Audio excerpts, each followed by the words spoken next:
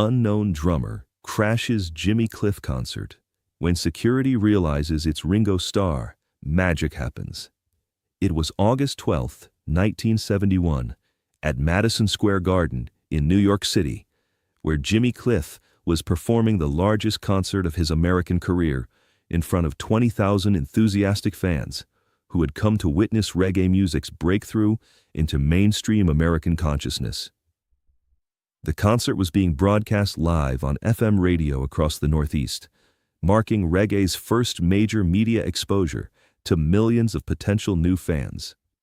Jimmy was at a crucial point in his international career, having just completed filming The Harder They Come, and needing to prove that reggae music could captivate large American audiences without losing its spiritual authenticity. Tonight's performance would determine whether Caribbean consciousness-raising music could achieve the same mainstream success in America that it had already found in Europe and the Caribbean. The evening had been building toward this moment for over an hour. Jimmy had already delivered electrifying performances of You Can Get It If You Really Want, Sitting in Limbo, and Wonderful World, Beautiful People, each song demonstrating reggae's unique ability to combine infectious rhythms with profound spiritual and social messages. The Madison Square Garden audience was completely engaged, many experiencing reggae's hypnotic power for the first time. Jimmy stood center stage with his band, preparing to perform Many Rivers to Cross, the emotional centerpiece of his set that would showcase both his vocal abilities and reggae's capacity to address universal human experiences of struggle, hope, and spiritual searching. The song required delicate rhythmic support that would allow Jimmy's voice to carry the audience on an emotional journey without overwhelming them with too much instrumental complexity. As Jimmy began the opening chords of Many Rivers to Cross, his drummer, Carlton Barrett, one of Jamaica's most respected rhythm masters, started the subtle, hypnotic beat that would provide the foundation for the psalm's spiritual message. But something unexpected was about to happen that would transform this performance from a simple concert into a legendary moment in both reggae and rock history. From the backstage area, a figure emerged, carrying a pair of drumsticks and moving with the confident but unassuming manner of someone who clearly belonged in professional music environments. He was wearing casual clothes that made him virtually invisible among the crew members and musicians who typically moved around performance areas during major concerts. His slightly long hair was partially hidden under a worn baseball cap, and his demeanor suggested he was either a roadie or perhaps a session musician. The mysterious figure walked directly toward the drum kit area while Jimmy was mid-verse, an action that should have immediately triggered intervention from Madison Square Garden's notoriously tight security. Instead, something about his presence and movement suggested he had legitimate reason to be there, and security personnel hesitated rather than removing what appeared to be an unauthorized intruder. Jimmy noticed the approaching figure, but showing the professional grace that had earned him respect throughout the music industry, continued performing while keeping an eye on this unexpected visitor, who was now standing just behind Carlton Barrett's drum kit. When Jimmy finished the first verse of Many Rivers to Cross, the mysterious drummer stepped forward and spoke to Carlton in a friendly, respectful manner that suggested he wasn't trying to disrupt the performance, but rather contribute to it. The stranger asked, his distinctive nasal Liverpool accent carrying clearly in the brief musical pause, "I've got some rhythmic ideas that might enhance what you're already creating."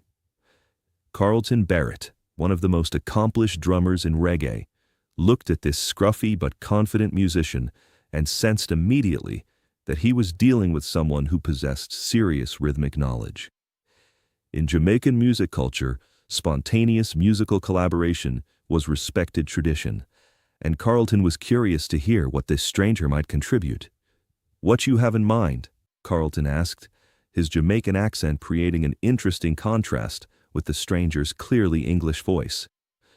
The mysterious drummer picked up a set of bongos that were positioned near the main drum kit, and began playing rhythmic patterns that immediately demonstrated his sophisticated understanding of both Caribbean percussion and rock rhythmic concepts. His playing was complex but supportive, adding layers to Carlton's foundation rather than competing for attention. The audience began to notice that something special was happening on stage. The rhythmic interplay between Carlton's reggae mastery and the mystery drummer's rock sensibilities was creating something neither musician could have achieved alone. Jimmy's vocals were being supported by rhythmic conversations that enhanced the song's emotional impact while maintaining reggae's essential spiritual power. As Many Rivers to Cross continued, the collaboration between Carlton and the mystery drummer became increasingly sophisticated and inspiring. The stranger was demonstrating intimate knowledge of reggae's rhythmic requirements while contributing rock techniques that added new dimensions to the music's emotional expression. Jimmy was amazed by how naturally this unknown musician understood reggae's spiritual rhythmic demands. Most rock drummers struggled to grasp the offbeat emphasis and meditative repetition that gave Caribbean music its consciousness-raising power. But this performer seemed to intuitively understand how percussion could serve spiritual rather than purely musical purposes. The breakthrough moment came when Jimmy began the climactic vocal passage of Many Rivers to Cross, the part of the song where his voice typically carried the entire emotional weight of the performance. Instead of stepping back to let Jimmy's vocals dominate, the mystery drummer created subtle rhythmic accents that actually enhanced the spiritual power of Jimmy's delivery. The audience was mesmerized by what they were hearing. The collaboration between Jimmy's voice, Carlton's reggae mastery, and the mystery drummer's rock innovations was creating music that transcended both genres, while maintaining the authentic spiritual message that made reggae meaningful to its original communities. As the song reached its emotional peak, several audience members in the front rows began pointing toward the drum area with obvious excitement. Their pointing and whispering gradually spread throughout Madison Square Garden as people began to recognize something about the mystery drummer that had taken them several minutes to process. The recognition started slowly, with individual audience members doing double takes and asking their companions if they were seeing what they thought they were seeing. But as the mystery drummer's distinctive playing style became more apparent, realization began spreading through the venue like wildfire. The breakout moment came when the mystery drummer, fully immersed in the musical collaboration, removed his baseball cap to wipe sweat from his forehead. His distinctive features and unmistakable hair became visible to the audience, and suddenly Madison Square Garden erupted in screams of recognition and disbelief. The mystery drummer who had crashed Jimmy Cliff's concert and was now creating magical rhythmic fusion with Caribbean music's greatest ambassador was none other than Ringo Starr, the Beatles' legendary drummer whose rhythmic innovations had helped define popular music for an entire generation. The crowd's reaction was unprecedented in Madison Square Garden's history. 20,000 people were simultaneously cheering for Jimmy Cliff's spiritual performance and expressing amazement that one of the Beatles was creating spontaneous musical magic on stage. The energy in the venue became electric as people understood they were witnessing something that could never be planned or repeated. Jimmy, upon realizing that his mysterious collaborator was Ringo Starr, smiled broadly and gestured for the audience to quiet down so the musical conversation could continue. This wasn't the time for celebrity excitement. This was the time for demonstrating how authentic musical collaboration could transcend cultural boundaries and create new artistic possibilities.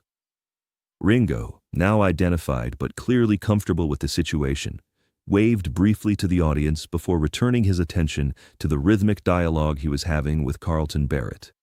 His focus remained on the music rather than the celebrity recognition, demonstrating the professional commitment that had made the Beatles such an effective collaborative unit. What followed was 45 minutes of musical exploration that became legendary in both reggae and rock history.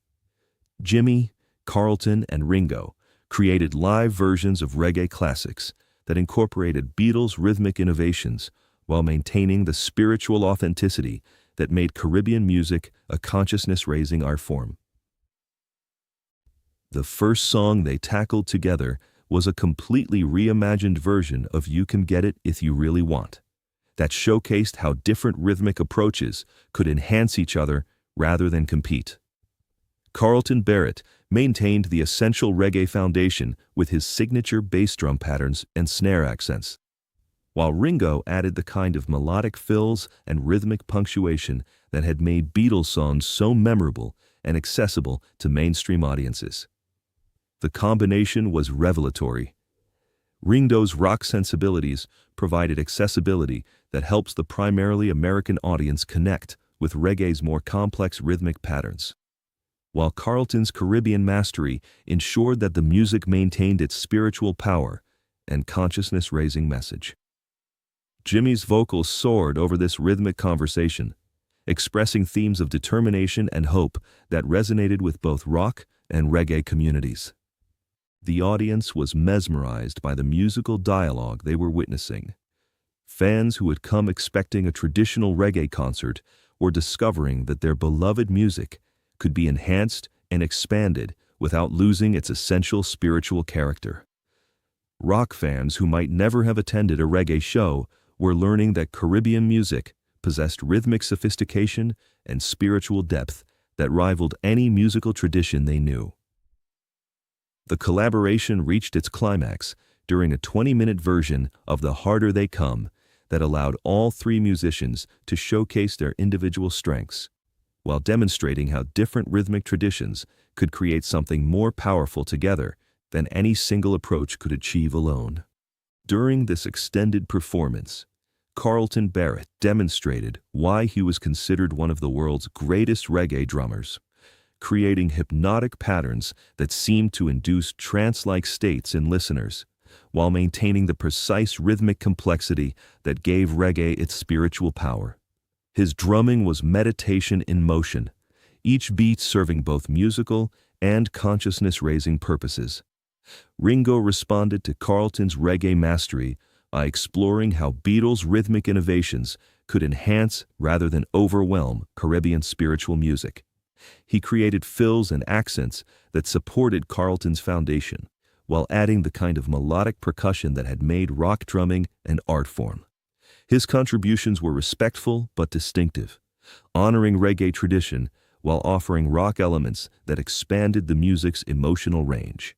Jimmy's vocals during this extended Harder They Come tied everything together, expressing themes of resistance to oppression and spiritual perseverance that spoke to universal human experiences, while maintaining the specific Caribbean consciousness that gave reggae its authentic power.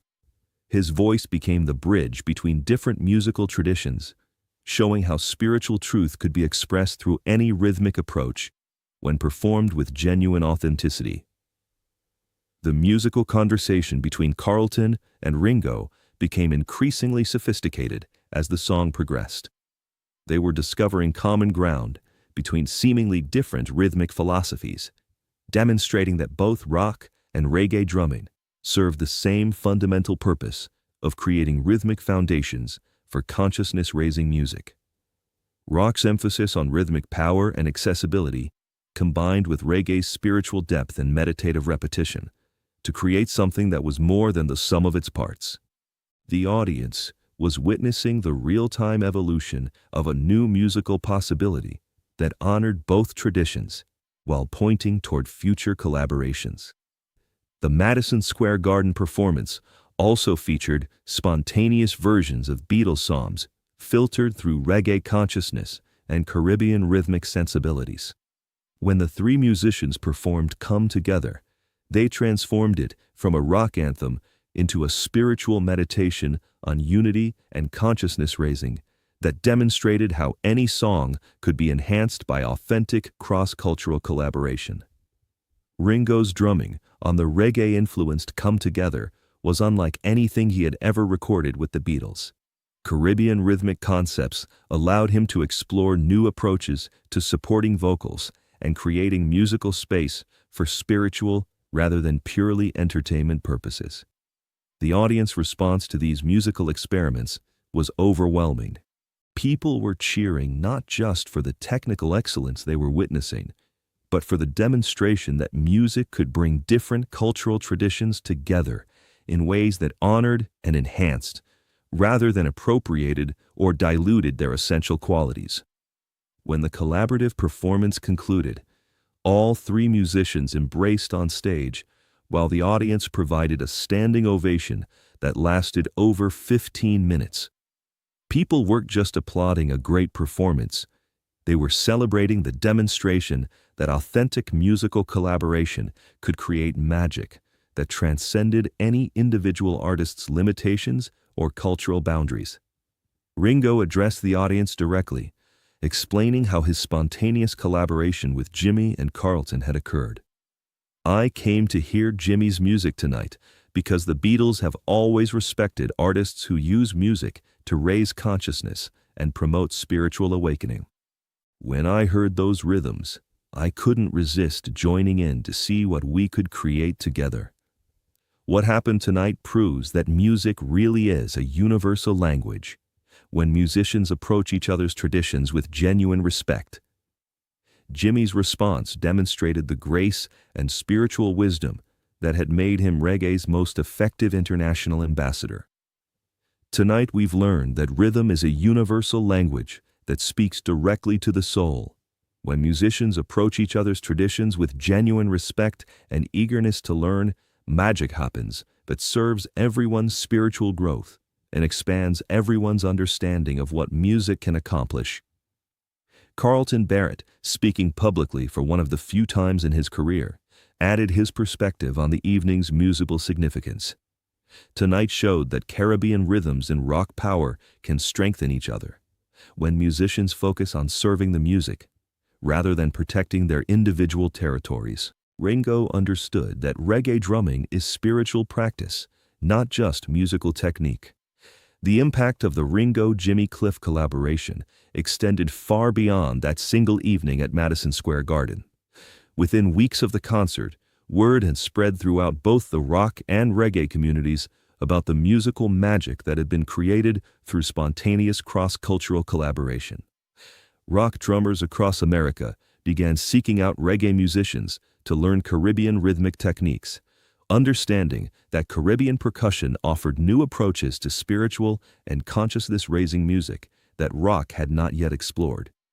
Famous rock bands started incorporating reggae elements into their recordings, but always with the respectful approach that Ringo had demonstrated. Similarly, reggae artists began exploring how rock's rhythmic power and accessibility could enhance their consciousness-raising messages without compromising their spiritual authenticity. The collaboration had shown that cross-cultural musical exchange could expand rather than dilute authentic artistic expression when approached with genuine respect. The collaboration also influenced how the music industry understood cross-cultural musical possibilities. Record executives realized that audiences were hungry for music that transcended traditional genre boundaries, while maintaining authentic spiritual and cultural content.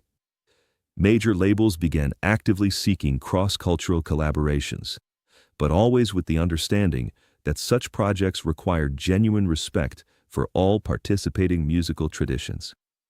Radio stations across America began programming reggae music alongside rock, understanding that the Ringo-Jimmy collaboration had demonstrated reggae's accessibility to mainstream audiences.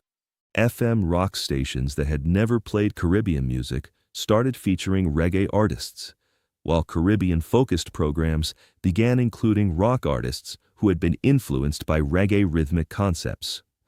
Most significantly, the Madison Square Garden collaboration demonstrated that reggae music's spiritual power could be enhanced rather than diluted by rock rhythmic innovations when the collaboration was based on genuine musical respect rather than commercial appropriation.